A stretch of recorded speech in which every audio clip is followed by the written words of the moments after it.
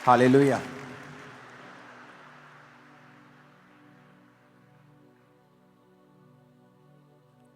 अपने पड़ोसी को बोलो, तेरी एक जिम्मेवारी है परमेश्वर की महिमा को दिखाना। तेरी ये पर्सनल जिम्मेवारी है अपनी गवाही को खराब ना होने देना। तेरी ये पर्सनल जिम्मेवारी है अपने जीवन से परमेश्वर के नाम को महिमा देना। आमीन। आपकी लाइफ ब्लेस करता है परमेश्वर जब आप पर्सनल जिम्मेवारी लेते हैं कि मैं खुदावंद पर्सनल जिम्मेवारी लेता हूं कि मेरी जिंदगी से तेरे नाम को सिर्फ महिमा ही मिलेगी।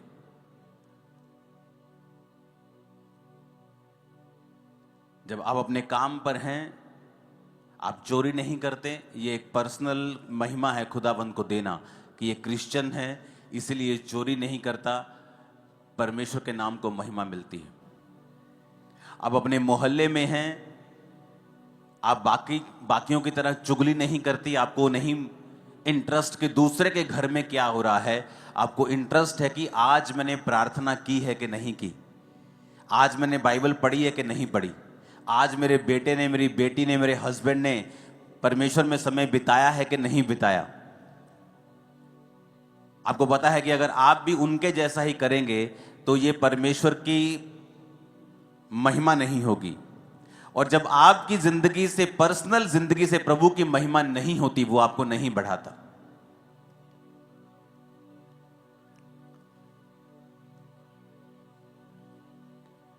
आपकी जिंदगी इस बात पे निर्भर करती है कि आपने अपनी पर्सनल लाइफ से खुदा के नाम को कितनी महिमा दी है। क्या आपने अपनी जिंदगी में ऐसे कुकर्म किए हैं कि परमेश्वर के नाम को निंदा जा रहा है, कि आपने अपनी जिंदगी में ऐसे काम किए हैं कि परमेश्वर के नाम को महिमा मिल रही है। परमेश्वर ने कहा तुम्हारे भले कामों को देखकर लोग तुम्हारे पिता की जो स्वर्ग में है लोग बढ़ाई करें। जब इजरायली लोग निकले वहां से तो बड़े चमत्कार दिखा के निकले। तो जब इजरायली लोग वहां पहुंचे नहीं जहां उनको पहुंचना चाहिए था, तो आप जानते हैं लोगों ने क्या कहा? लोगों ने परमेश्वर के नाम को निंदा दी। परमेश्वर ने कहा इनका परमेश्वर तो बड़ी बड़ी बातें करके इनको यहां से ले गया था, लेकिन वहां नहीं पहुंचाया जहां इन्हें पहुंचाने का वायदा परमेश्वर ने किया था।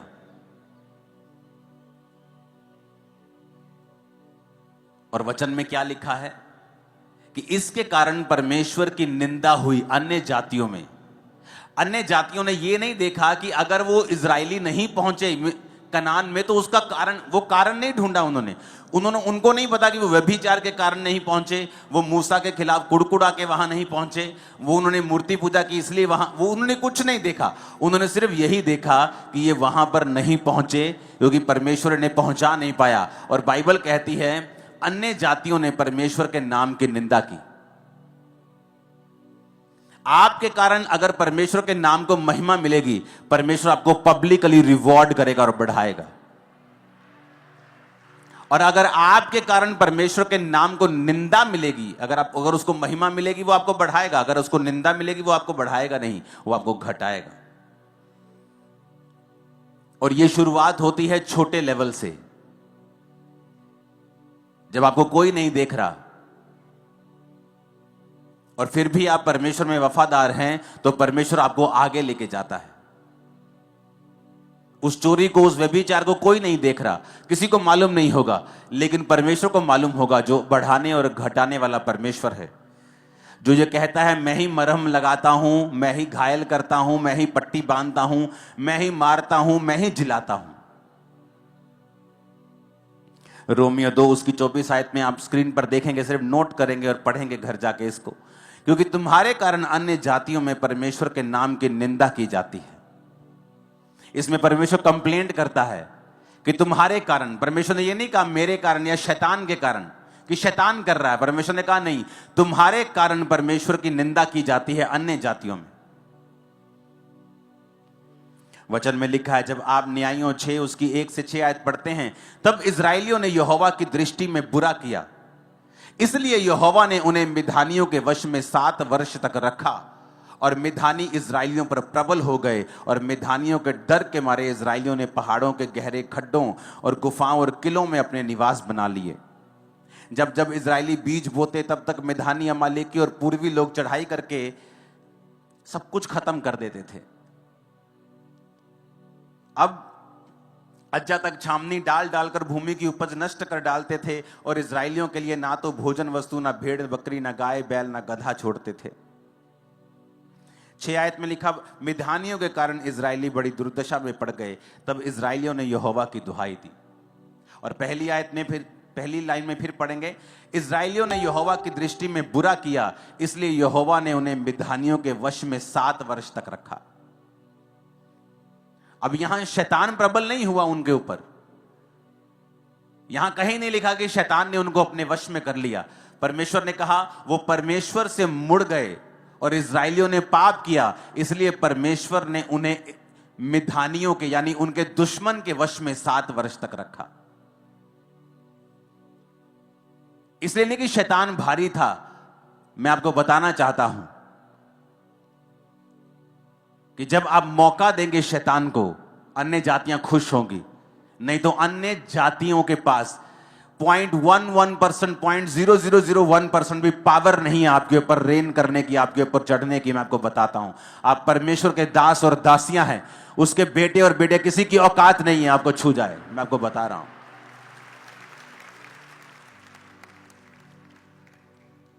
लेकिन वचन कहता है तुमने शैतान को मौका दिया। तुमने वो किया जो बाइबल के खिलाफ था। और बाइबल कहती है इसके कारण अन्य जातियों ने परमेश्वर के नाम की निंदा की। उन्होंने ये नहीं कहा ये व्यक्ति बुरा है, उन्होंने कहा नहीं, पूरी क्रिश्चियनिटी बुरी है। और जब आप परमेश्वर के नाम को नीचा करेंगे, परमेश्वर आपको और नीचा करेगा। आप उसके नाम को ऊंचा करेंगे, परमेश्वर आपको ऊंचा करेगा। सब कुछ आपके हाथ में है। हालेलुया।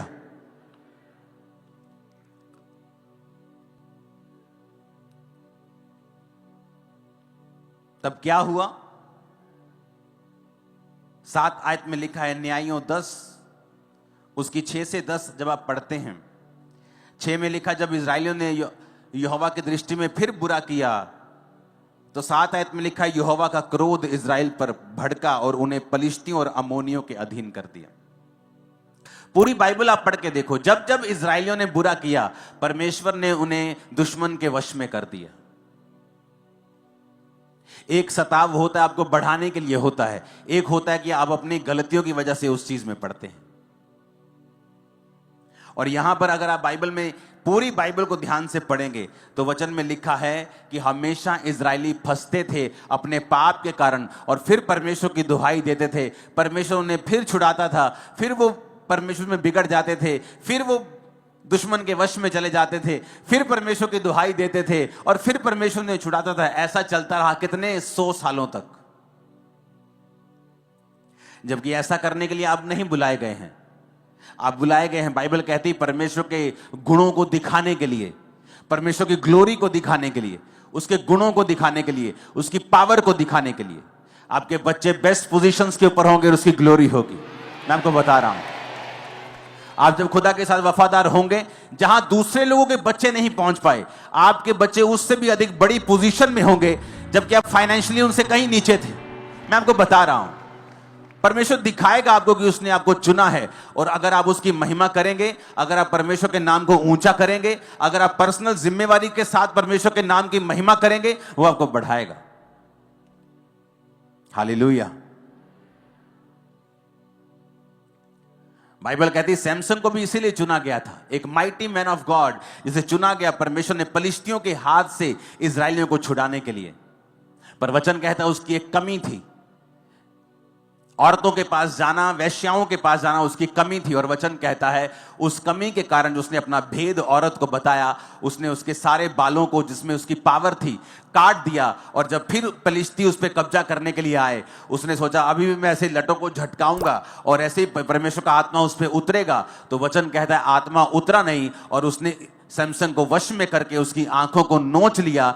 वो सैमसंग जो उनका मजाक उड़ाता था, अब वो लोग सैमसंग का मजाक उड़ाने लगे। कारण क्या था? शैतान।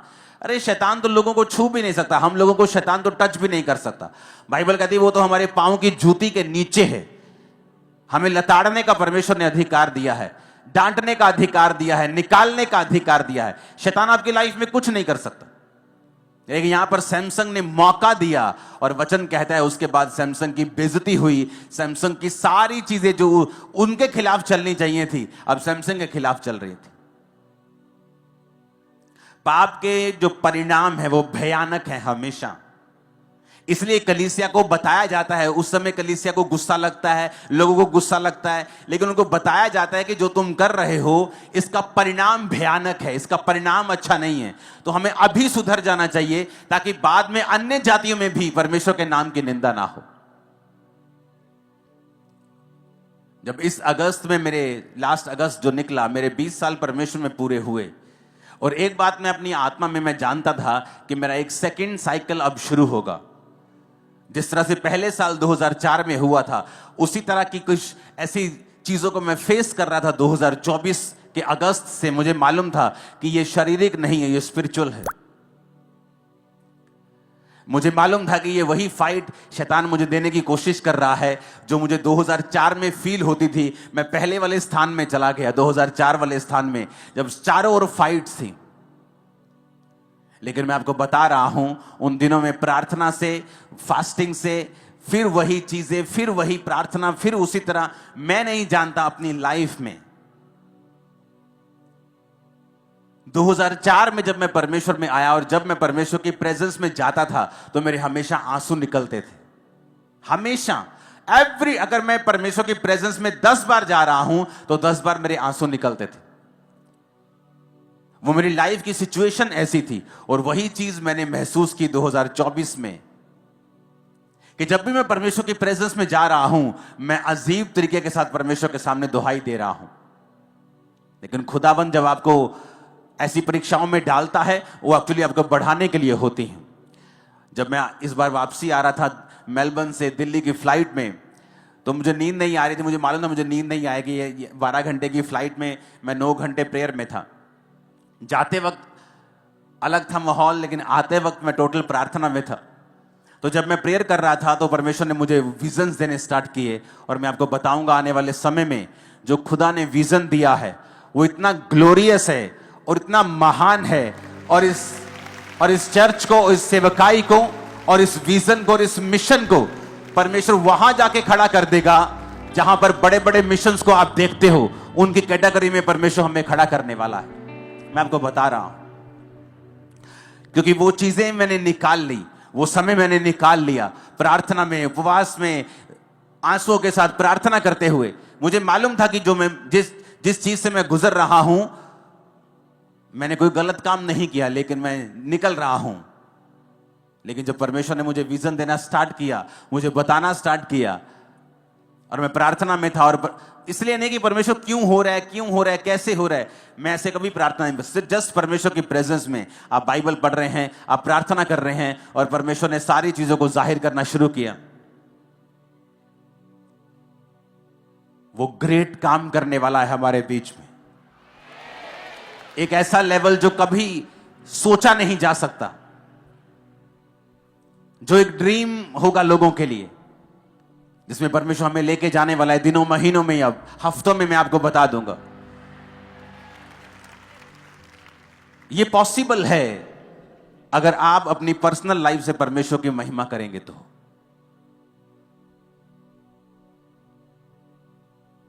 अगर आप अपनी वाइफ के सामने भी ब्लू फिल्म देख रहे हैं, आपने अपनी पर्सनल गवाही को खत्म कर लिया है। अगर आपकी फैमिली को पता है आप झूठ बोलते हैं, तब भी आपने अपनी पर्सनल गवाही को खत्म कर लिया है। आपकी पर्सनल टेस्टिमनी आपके लिए सबसे बड़ा ट्रेजर है, सबसे बड़ा धन है, सबसे बड़ा खजाना है। आपकी गवाही जो आपको अपने आसपास लोगों को पहले बतानी है। पहले आपके लोकल लोगों को आपकी गवाही मालूम होगी, फिर आपके मोहल्ले को, फिर आपके नगर को, आपके देश को, आपके पूरे वर्ल्ड को फिर आपकी टेस्टिमनी मालूम होगी।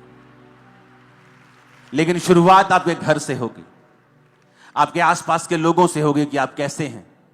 हो सकता है कई साल आपकी सिचुएशन चेंज ना हो और परमेश्वर ये चेक करे कि आप कैसे हैं। जो विजन, जो मिशन परमेश्वर ने आपको दिया है, कि आप उसको संभाल पाएंगे, कि आप उसके काबिल हैं, वो आपको परखेगा कई तरीकों के साथ।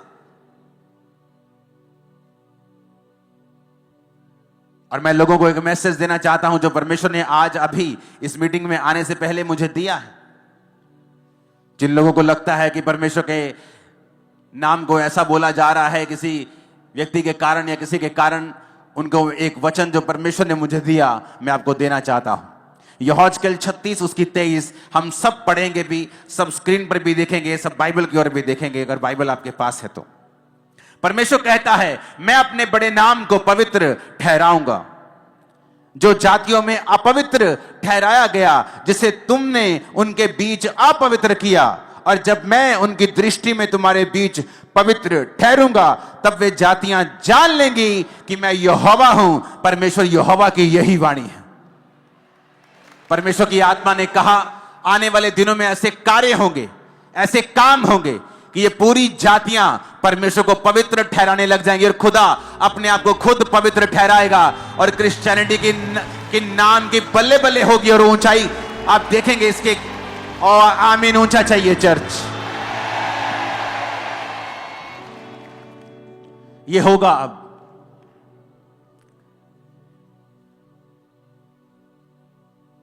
अगर किसी दुष्ट की वजह से क्रिश्चियनिटी के नाम को बदनामी मिलती है तो परमेश्वर कहता, मैं अपने नाम को खुद पवित्र ठहराऊंगा। आने वाले समय में आप देखोगे खुदा के नाम को इसी जगहों के ऊपर ऊंचा होते हुए। और ये मेरा नहीं, ये खुदा का वचन है आप लोगों के लिए, और पंजाब की कलीसिया के लिए, और इंडिया की कलीसिया के लिए, और दूर सब देशों की कलीसिया के लिए। वो अपने नाम को पवित्र ठहराएगा, और उसे किसी टीवी चैनल की जरूरत नहीं है अपने नाम को पवित्र ठहराने के लिए। जब वो काम करने पे आएगा वो ऐसा करेगा, लोग देखते रह जाएंगे।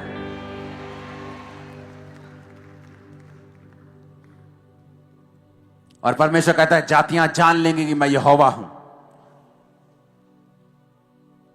हालेलुया। परमेश्वर हमें एग्जाम्पल्स देता है किस तरह से हमें चलना है और किस तरह से नहीं चलना है। इसलिए बाइबल में जब भी आप देखेंगे तो परमेश्वर के जो लोग थे उनकी गलती को छुपाया नहीं गया है। यह नहीं कि अगर दाऊद ने व्यभिचार किया तो उसकी गलती को छुपा दिया कि दाऊद ने नहीं किया। परमेश्वर ने बताया कि दाऊद ने व्यभिचार किया और उसकी वजह से दाऊद को मुसीबतें सहनी पड़ी, उसके घर में तलवार चली, दाऊद को फिर नंगे पांव वहीं भागना पड़ा जहां से उसने शुरुआत की थी। दाऊद ने कहां से शुरुआत की थी? उन्हीं पहाड़ों में जहां वो अपने पिता की थोड़ी सी भेड़ बकरियों को चराता था, नंगे पांव रहता था, धूप में, पाले में, औस में रहता था। और जब उसने पाप किया राजा बनने के बाद, उसी पहाड़ में उसी नंगे पांव उसको भागना पड़ा, और लोग कहते थे ओछा ओछा। और लोगों को मौका मिला दाऊद को निंदा करने का। और वचन क्या कहता है? अगर तुम व्यभिचार करोगे तुम्हारी नाम धराई कभी मिटने वाली नहीं है। क्या हो सकता है कोई अंगारों पर चले और ना जले? क्या हो सकता है कोई अंगारे अपने कपड़ों के ऊपर रख ले और उसके कपड़े बच जाएं? परमेश्वर ने कहता अगर जो व्यभिचार के ऊपर चलेगा उसका हाल भी ऐसा ही होगा। आपको यह बात समझनी पड़ेगी, आपकी पर्सनल जिम्मेवारी है एज ए क्रिश्चियन कि आप अपने आसपास के लोगों के लिए कैसी एग्जाम्पल हैं। अगर आप बैड एग्जाम्पल हैं तो परमेश्वर का क्रोध आपके ऊपर रहेगा, कोई काम भी सफल नहीं होगा। आपकी टेस्टिमनी जो 1 साल 2 साल में आपको मिलनी है वो कहीं परमेश्वर 20 30 40 साल पर उसको लंबा कर देगा। तो आपको यह बात समझनी पड़ेगी। ये वचन मैंने आपको परमेश्वर की ओर से दिया है कि परमेश्वर कहता है कि मैं अपनी महिमा फिर से बनाऊंगा, अपने नाम को मैं पवित्र ठहराऊंगा और लोग देखेंगे। और मैं आपको ये भविष्यवाणी करके कह रहा हूं, दुनिया के लोग, फॉरेन के लोग भी इंडियन क्रिश्चियंस को स्टडी करने के लिए आएंगे कि किस तरह से इनका विश्वास इतना मजबूत और इतना सामर्थ्य। मैं आपको बता रहा हूं, आप देखोगे आने वाले समय में दूसरे देशों के लोगों को भेजा जाएगा कि जाओ और इंडियन क्रिश्चियंस जो हैं उनकी लाइफ को स्टडी करो कि किस तरह से परमेश्वर ने उनकी लाइफ में काम किया। या उन्होंने किस तरह से बेदारी को फैलाया है, उनकी लाइफ्स को जाके स्टडी करो, ताकि हम भी अपने देश में वैसा ही आप देखोगे इस भविष्यवाणी को पूरा होते हुए। आप गोरे लोगों को मैं आपको बता रहा हूं, मोरक्कन को आप बड़े लोगों को, तुर्कियों को, आप बड़े लोगों को देखोगे, खासकर व्हाइट स्किन लोगों को आप ज्यादा देखोगे इंडिया में आते हुए, पंजाब में आते हुए, जस्ट स्टडी करने के लिए कि परमेश्वर ने इनकी लाइफ में कैसे काम किया और कैसे सुसमाचार ये फैलाते हैं, क्यों ये परमेश्वर इनकी लाइफ में इतना बड़ा काम कर रहा है। वो आपकी स्टडी करने के लिए आएंगे और खुदा के नाम की महिमा होगी। वो अपने नाम को पवित्र ठहराएगा, उसका नाम ऊंचा होगा। आप ऊंचा करेंगे, मैं ऊंचा करूंगा यीशु मसीह के नाम में। Hallelujah, hallelujah. एक समय होता है आप परीक्षाओं से गुजरते हैं, एक समय होता है परमेश्वर फिर आपको फल देता है। लेकिन आप ये मेक श्योर करें कि आपकी परीक्षा आपके पाप की वजह से ना हो, आपकी परीक्षा आपके बढ़ने के लिए हो, वो परमेश्वर की ओर से हो, शैतान की ओर से ना हो। हालेलुया। अपने मन से बात करो धीरे धीरे शब्दों में कि आज से मैं परमेश्वर की जिम्मेवारी लूंगा और मैं खुदा के नाम को महिमा दूंगा। एक भी कर्म नहीं ऐसा करूंगा कि परमेश्वर के नाम को निंदा मिले। मैं और मेरा घराना हम मिलकर परमेश्वर की सेवा करेंगे। आमीन। ऊंचा ये आशीष हमारी है। हालेलुया। तैयार हो खुदावंद की महिमा करने के लिए? पर्सनल जिम्मेवारी है आपकी लाइफ पर। परमेश्वर आपको देख रहा है, वो जानता है आपको, वो देखता है कि आप उसकी मैंने बहुत से लोगों को देखा है,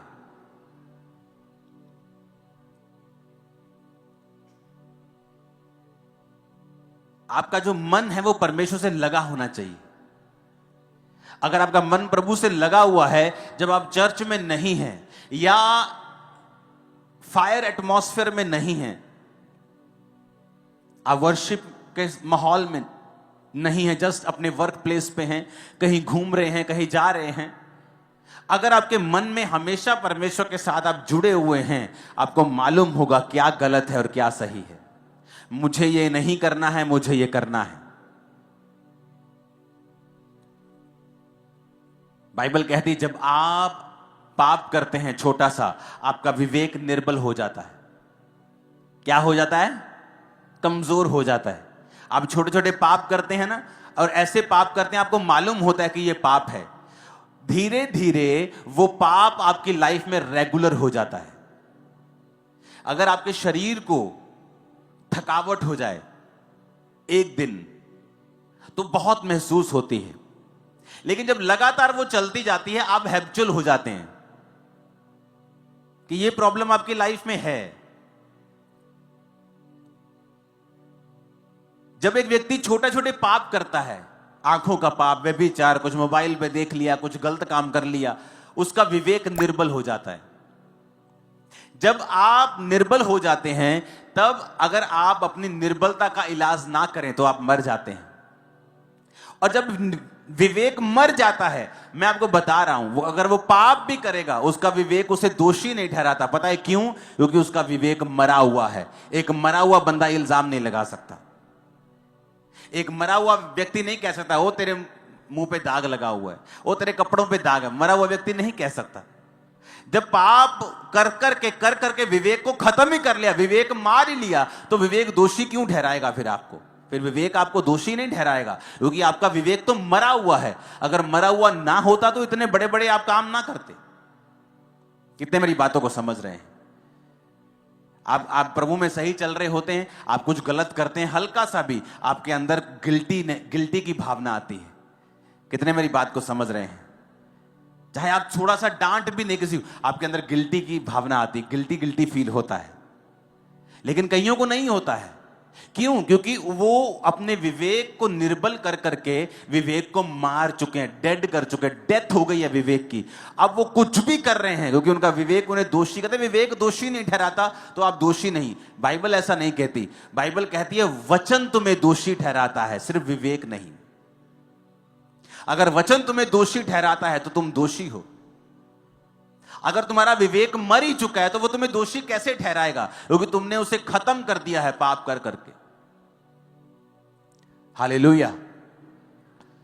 तो जब आप पहले स्टेप पे होते हैं और आपके अंदर गिल्टी आती है कि नहीं, ये मुझे गलत लग रहा है, ये थोड़ी सी चोरी, इनडायरेक्ट चोरी, ये चीजें, तभी उसको इलाज करना है, तभी अपने दुर्बलता का इलाज करना है। विवेक को तभी कमजोर होने से बचाना है और उसे मजबूत रखना है, क्योंकि विवेक जब कमजोर हो जाएगा धीरे धीरे वो मर जाएगा, और जब मर जाएगा तुम कुछ भी कर लो, कत्ल भी कर दोगे, तुम कहोगे कोई बात नहीं, मूसा ने भी किया था। फिर तुम एग्जाम्पल्स ढूंढने लगोगे बाइबल में से, और तुम वचन का आसरा लेकर फिर गलत काम करोगे, क्योंकि तुम्हारा विवेक जो है वो मर चुका है। अपने विवेक को मरने नहीं देना, अपने अंदर वाले आदमी को मरने नहीं देना, और उसे कमजोर नहीं होने देना, उसे मजबूत रखना है। क्योंकि जब आपका विवेक सही होता है तब परमेश्वर आपके अंदर एक विश्वास का उत्पत्ति करता है। अगर आपकी लाइफ में एक बड़ा काम आपको करना है कि ये मेरी लाइफ में हीलिंग होनी चाहिए, खुदावन ये मेरा बेटा बचना चाहिए, प्रभु ये मेरी बेटी मसीह में आनी चाहिए, प्रभु मेरा हस्बैंड मसीह में आना चाहिए, उसके लिए आपको संपूर्ण फेथ चाहिए कि आप प्रार्थना में बैठे, खुदावन मेरे हस्बैंड के दिल दिमाग रुझ जिस्म जान पे अपना अधिकार कर, जितनी अंधकार की शक्तियां इसके जीवन में मैं डांटती हूं, यीशु के नाम में इसके जीवन को छोड़ के जाए। ये दलेरी कब आएगी? जब आपके अंदर विश्वास होगा कि यीशु के नाम में मैं सारे बंधन अपनी लाइफ के, गरीबी के, हमारी लाइफ में जितने गरीबी के श्राप हैं मेरे परिवार पर, मैं सारे बंधन तोड़ता हूं, डांटता हूं यीशु के नाम में। ये दलेरी कैसे आएगी? जब विवेक ऊंचा होगा और विश्वास हाई होगा। जब आपका विवेक निर्बल नहीं होता और आप विवेक मजबूत होता है, आपको पता है आप किसी बात में दोषी नहीं, आपका विश्वास टॉप पे होता है। क्यों? जब आपका विवेक सही होता है, आपका कनेक्शन प्रभु के साथ तार जुड़ी होती है। जब तार जुड़ी होती है, प्रभु आपसे बात करता है, आपको सुनाई देती है। निर्बल विवेक में जब प्रभु बात करता है तो कभी सुनाई देती है, कभी आधी सुनाई देती है, कभी अधूरी, कभी सुनाई देती है, कभी सुनाई देती नहीं है। जब विवेक मरा हुआ होता है तो परमेश्वर चिल्ला चिल्ला के भी बात करे, आपको कभी मालूम नहीं होगा कि प्रभु क्या चाहता है। जब विवेक मजबूत होता है, उससे क्या होता है, आपका मन आपको दोषी नहीं पाता। आप जब प्रार्थना करते हैं, प्रभु के सामने जाते हैं, तो आपको एक हियाव होता है कि मैं जो मांग रहा हूं परमेश्वर मुझे देगा। बाइबल का जो विश्वास है आपके अंदर एक अजीब रीति का बन जाता है। और जब आपका विश्वास बढ़ने लगता है, आपका विवेक हाई लेवल पे होता है, आप प्रेयर करते हैं और शैतान भागता है। कितने मेरी बात को समझ रहे हैं? क्यों? अब आपको मालूम शैतान क्यों आपके विवेक को निर्बल करना चाहता है? ताकि आपका विश्वास कम हो, आपका कनेक्शन कंप्लीट ना हो, आपको प्रभु की आवाज सुनाई ना। आपको मालूम है एक बात, परमेश्वर हर एक जन से बात करता है। जरूरी नहीं वो आपसे कानों में बात करे, लेकिन वो हर एक जन से बात करता है। आपके सर्कमस्टेंसेस के द्वारा, वर्ड के द्वारा, आपके परमेश्वर के दास के द्वारा, किसी भी माध्यम के द्वारा आपसे वो बात करता है। अगर आपका विवेक निर्बल नहीं है, अगर आपका विवेक मरा हुआ नहीं है, आप उसकी बात को झट समझ जाते हैं, चाहे वो 4 साल का बच्चा क्यों ना हो, कि ये बात मुझे परमेश्वर ने बोली है।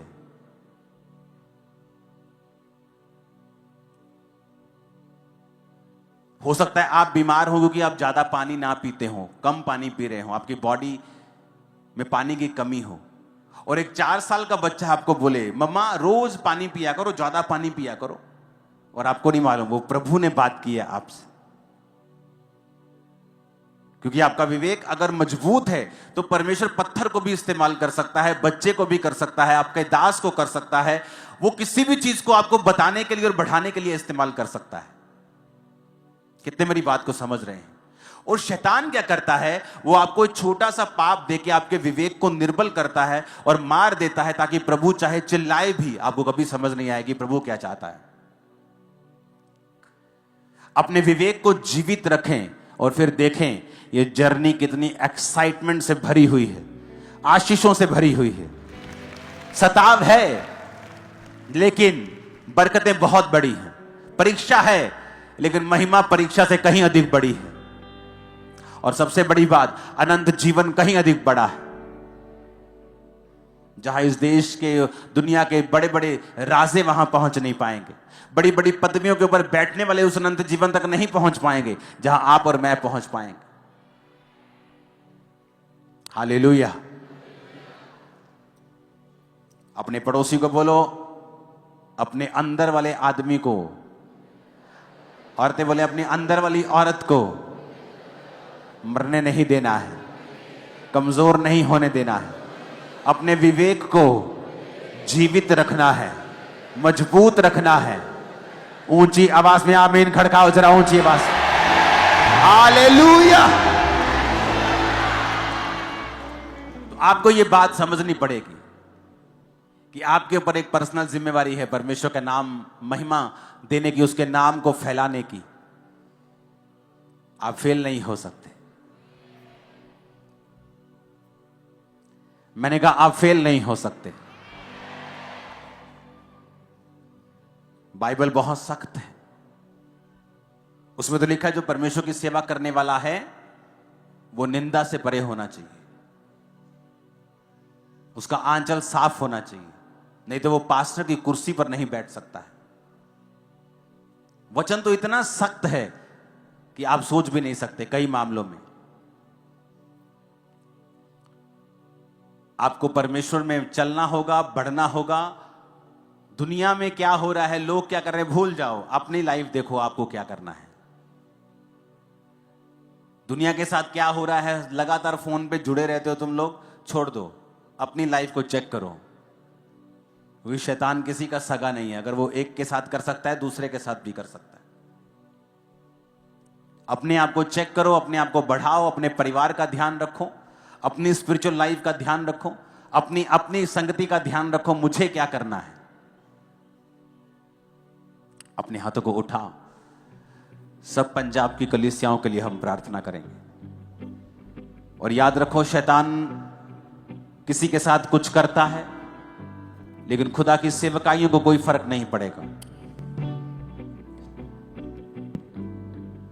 वो कोई भी सेवकाई हो, कोई भी दर्शन हो, खुदावन उसे मरने नहीं देगा। अपने हाथों को उठाओ। Thank you Jesus. हिलाओ अपने हाथों को और गैर भाषा में हम प्रार्थना करेंगे।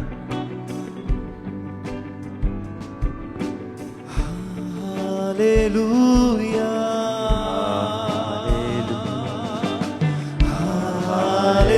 हालेलुया, प्रभु यीशु राज करे। सब जन खड़े हो जाओ और गैर भाषा में प्रार्थना करो। पंजाब की कलीसिया के लिए सबसे पहले प्रार्थना करो। दिनों में ही खुदावन का आत्मा कहता मैं अपने नाम को पवित्र ठहराऊंगा। दिनों में ये वचन को पूरा होते हुए आप देखेंगे खुदावन के नाम की जुम्बिश होते हुए, झूमते हुए लोगों को खुदावन के नाम में आप देखेंगे। यस, शैतान की चालें नाश होंगी यीशु मसीह के नाम में। शैतान की चालें नाश होंगी यीशु मसीह के सामर्थ्य नाम में। जो अन्य जाति लोग अपने नाम को महिमा दे रहे हैं इन चीजों के लिए, वो भूल जाएं, क्योंकि खुदा ही मारता और खुदा ही जिलाता है, तुम नहीं। मैं आपको बता रहा हूं, खुदा के नाम की महिमा होते हुए ये देखने वाले हो तुम सब लोग, इस स्टेट में, इस देश में ग्रेटनेस तक जाते हुए, खुदाबंद के नाम की महिमा होते हुए, तुम्हारे परिवार में बड़ी गवाहियों को पैदा होते हुए मैं देख रहा हूं। हालेलुया,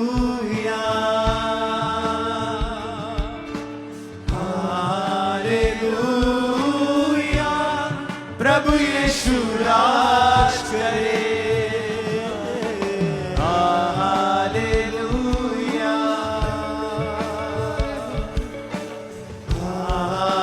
हालेलुया, प्रभु यीशु राज करे। गैर भाषा में प्रार्थना करेंगे अपने हाथों को उठा के। लाखों रबा सांद्रनबा ऊंची आवाज में माइटी मूव मैं देख रहा हूं पवित्र आत्मा का यहां माइटी मूव हर दिशा हर नुक्कड़ में माइटी मूव को देख रहा हूं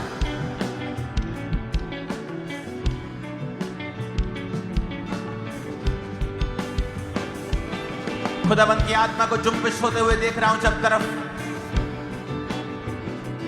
पवित्र पवित्र तू महान सावरी पवित्र पवित्र तू महान सावरी। पंजाब की कलीसिया के लिए प्रार्थना करेंगे फिर से